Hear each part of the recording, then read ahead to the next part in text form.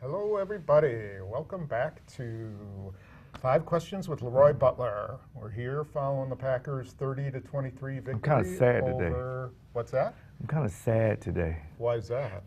I guess because of the Nick Collins stuff. And Florida State getting beat, too, but we don't want to talk about that. One was inevitable, and the other was pretty shocking. Be careful. So, well, let's go right into it. Really a tough injury for Nick Collins. I think, to me, it was one of the most unusual injuries I've ever seen. A guy hurdles him, and he comes down on top of his head. I mean, just really nasty. I remember a while ago, I think we talked about it earlier, I went out to a specialist, me and Doc McKenzie, because I had the narrowing of the spinal cord thing. And spinal column stenosis? Yeah. I think Michael Irvin had it too, if I'm not mistaken. And we went out there and we sat in the office and we go through all the tests or whatever. And I just remember the specialist saying to Doc, let him play. God, nothing's going to happen. Let him play. And we came back and I played.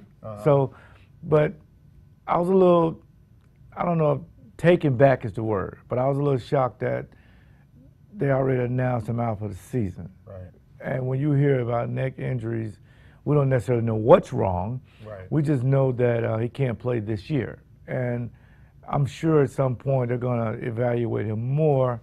And if that changes, I don't know how that'll affect the roster spot or whatever. I'll let you experts figure that out. Yeah, the key is right now is, like you said, we don't know exactly what's wrong. And I don't think even Collins and his party knows exactly what's wrong until they go out and see the specialist. Now, and that's they the think thing. it's disc-related, but is it a herniated disc? Is it a cracked disc? I don't know. I'm not a doctor, and the only thing I can say is that if Pat McKenzie declared him out, he saw something that he didn't like in those medical reports. Okay, do you think, I'm asking you a question now, do you think whatever he saw, Nick knows what it is?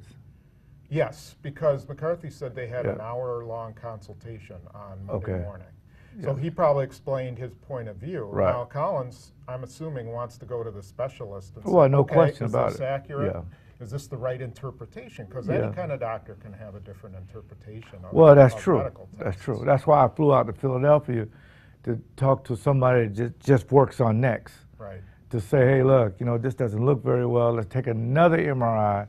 So let's talk about neck injuries. I mean, how scary is that, and how much risk are you willing to take? You obviously had a little bit of stenosis, but I'm sure there's a little bit of risk you had there. How much risk is a guy willing to take? If you're a defensive back, you use your neck probably 60 to 80% of the time, making tackles, turning, looking, stretching out for balls. So you're going to need the mobility of that. Now, and you also have to look at it in the back of your mind. You think about the Darryl Stingleys of the world, the people who've gotten hit or made hits. Remember Tim Lewis? He had stenosis. Right, and you're thinking, well, wait a minute now. I don't want to, be paralyzed, but at the same time, I want to enjoy the game.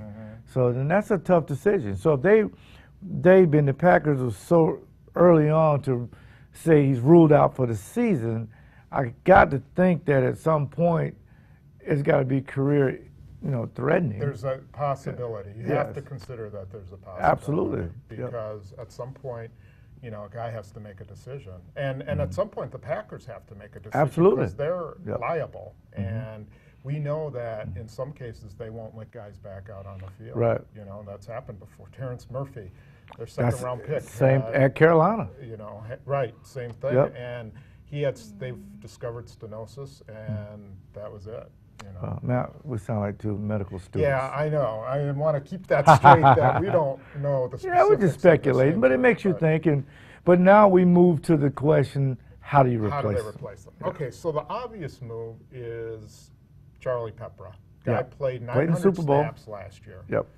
Started the last, I think it was like 16 games, including playoffs. What do you think about that option? Well, I think it's an option that they can go with right away. And I think it's something that you have like an ace in the hole.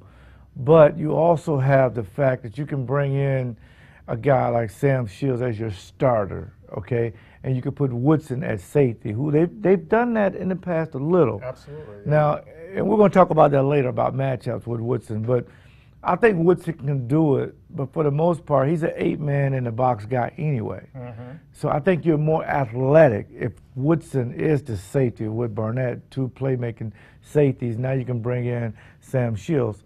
Now, with that being said, now the Pat Lees of the world and Jared Bush, they have to play at an elevated level, and they did that. Yeah. Right, if you do that, they did do that in the Super Bowl. Yeah. Both guys played well. Now Morehouse, the defensive back they drafted, House, yeah. Devon House, he had to be in the conversation now. Sure. He may be a guy you wanted to put on the shelf. Right. But that shelf is empty now. And thirdly, Tom, do they just go out and get a Darren Sharper? Right. Bring him in here. Now you could keep Woodson at corner, and you can rotate Darren Sharper, who I think is a Hall of Famer. I don't know if you necessarily want to do that to mess up the chemistry, but he played in a similar scheme when he's with New Orleans Saints. Yeah. That makes a little bit of sense as well. Yeah, I wonder if that ship has sailed because of, the free agency thing. Does Sharper ever want to come back to Green Bay? I think he will. Talking to yesterday, talking to his agent, he said that they had not heard a word from the Packers. Well, they shouldn't now, but I think they will in a couple of weeks. I mean, Sharper, I saw him. He's in great shape. When he left, his issue wasn't so much with Ted Thompson.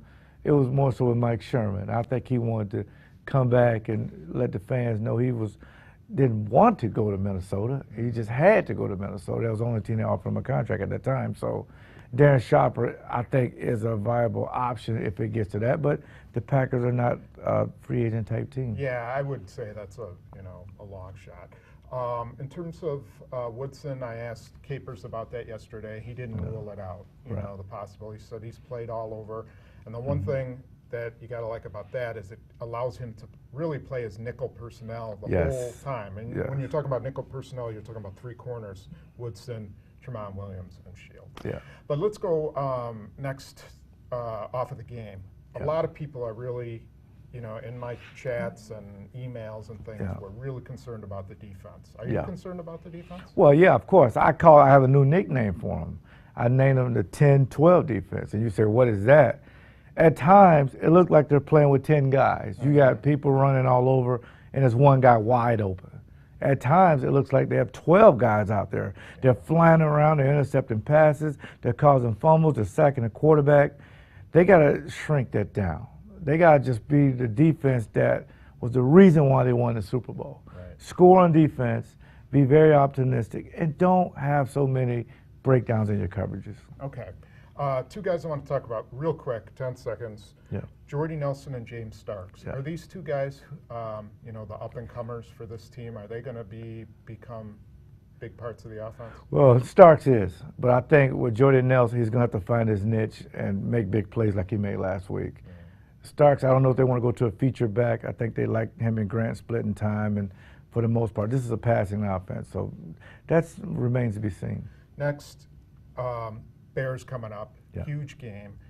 One guy I think they have to watch entirely is Matt Forte. This guy is really versatile, and I mean he can hurt them. I mean he's going to be a factor. Isn't he? Well, the Packers traditionally have problems with running backs and tight ends, but for the most part, the guy will get 13 to 14 targets in the pass, and he will. We'll look at that, and we will look at that. If he gets 35 touches, passing and rushing the ball, the Bears have a good chance of winning the game. Right. But I will say this, the Packers have packages that the Darren Sproles of the world will not expose A.J. Hawk down the middle like the Saints did. So they got good packages. I'm excited to see what they're going to do. Okay, great. Don't forget to join us for X's and O's.